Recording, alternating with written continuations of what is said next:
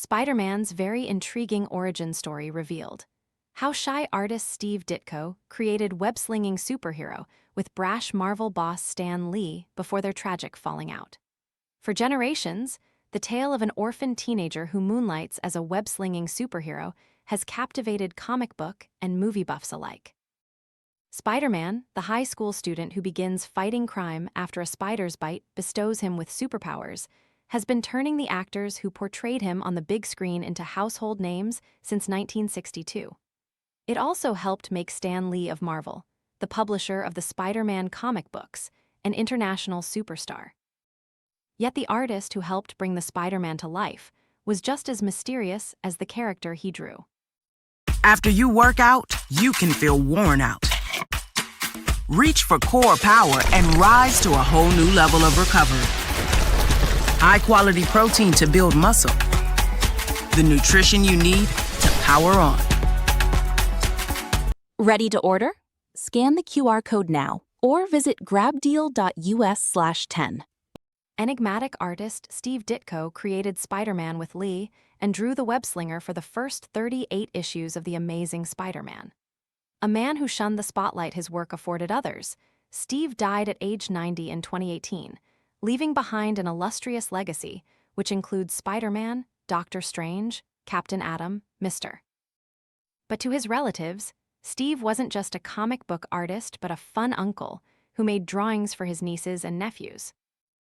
Now, as Spider-Man returns to the big screen with Tom Holland as the masked crime fighter, Mark Ditko, Steve's nephew, spoke with the Daily Mail about his uncle's legacy as one of the founding fathers of the comic industry, the rift he endured with Stan Lee, and the worlds he straddled as a family man and notable comic book artist. The nephew of Spider-Man comic book artist Steve Ditko has demystified his uncle in an exclusive interview with the Daily Mail. Ditko is the artist who brought Spider-Man to life in the first 38 issues of the comic book. The adventures of Spider-Man have turned the actors who portrayed him on the big screen and Marvel Comics boss Stan Lee into household names.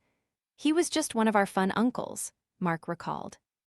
A comic book artist living in New York and an uncle visiting his family in Johnstown, Pennsylvania, Steve straddled two worlds during his life, both of which he kept at arm's length from one another.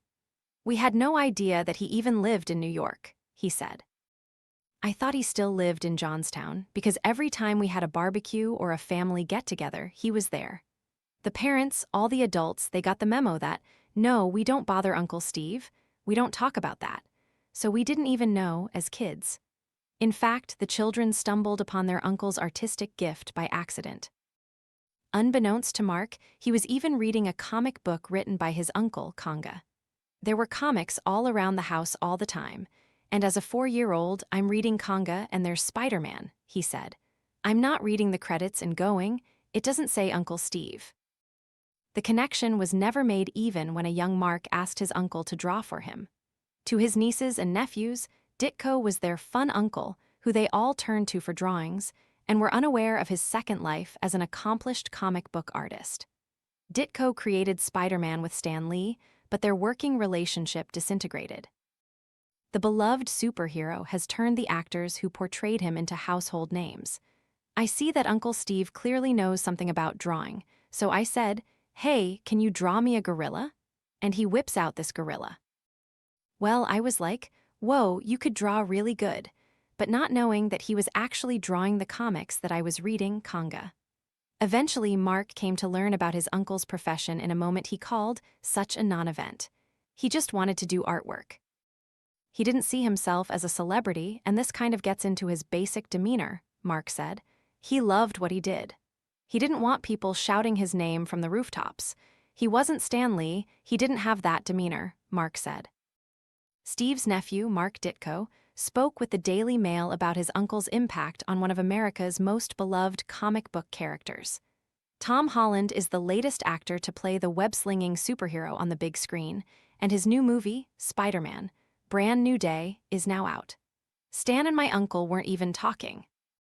They had stopped talking, Mark told the Daily Mail, pictured 2011. Stan conceived of the idea of Spider-Man, but Steve was the artist behind the pen, drawing the artwork and coming up with the superhero's wrist web shooters and distinctive blue and red costume. Yet tension between them grew, their working relationship eroded, and they eventually were no longer on speaking terms. Stan and my uncle weren't even talking. They had stopped talking halfway through his Spider-Man run, he said. The rift prompted Steve to leave Marvel, a move Mark stressed was due entirely to his relationship with the head honcho and not the company. In a series of essays titled The Mini History of Comics, Steve revealed why he parted ways with Marvel, citing creative differences between himself and Stan. He writes in his essays, "Why would I continue to work somewhere where my boss won't speak to me?" Mark recalled.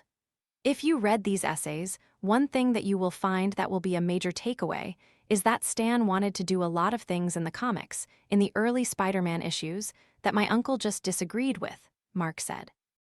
So I think, and if you read those essays, you could tell, Stan is getting more and more and more like, why am I here wasting my breath talking to him? Ditko's nephew also shared artwork created by his uncle with the Daily Mail.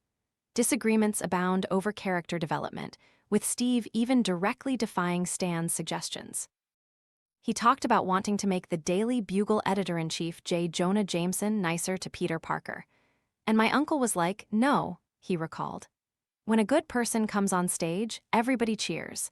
When a bad person comes on stage, the audience boos. So the next issue, he made him angrier, meaner to Peter. He's creating a story that you could develop and has legs. All these things that literally in the first couple issues, he wanted to bring in Spider-Girl or Spider-Woman. He built a foundation, and he disagreed with some of the things that Stan said.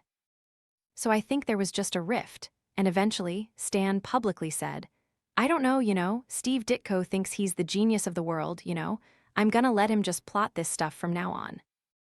We'll see how it goes. If I was Stan and I was the boss and all of a sudden my employees not listening to me, yeah, I'd probably stop talking to him. I'm wasting my time. According to Mark, his uncle was prompted by 3 instances of something that Stan did to write the essays, including one in which the Marvel icon allegedly took credit for a character Steve created. Doctor sketches provided to the Daily Mail include a portrait of a man smoking, along with Ditko's signature. I think in the late 90s, somebody asked Stan in an interview, what was your favorite character that you created? And he said, Doctor, which Stan had nothing to do with. Stan also allegedly claimed to have given Steve the idea for an iconic scene from The Amazing Spider-Man 33. At that point, they weren't even talking, Mark said. At the heart of their issues was a dispute in the direction they wanted to take Spider-Man in, Mark said. If you read these essays, one thing that you will find that will be a major takeaway is that Stan wanted to do a lot of things in the comics, in the early Spider-Man issues, that my uncle just disagreed with and ultimately just didn't do. Stan passed at age 92 in 2018, less than a year after Ditko died. Yet their impact remains, and their work will be returning to the big screen. Marvel has also involved the Ditko family in their Spider-Man ventures. I get invited to the movie premieres, he said.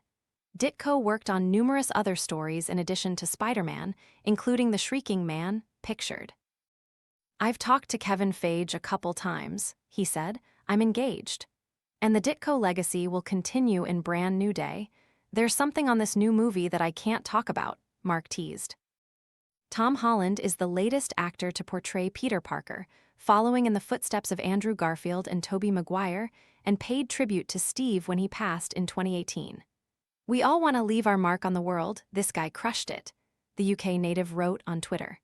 He made so many people so happy and changed lives, most of all mine.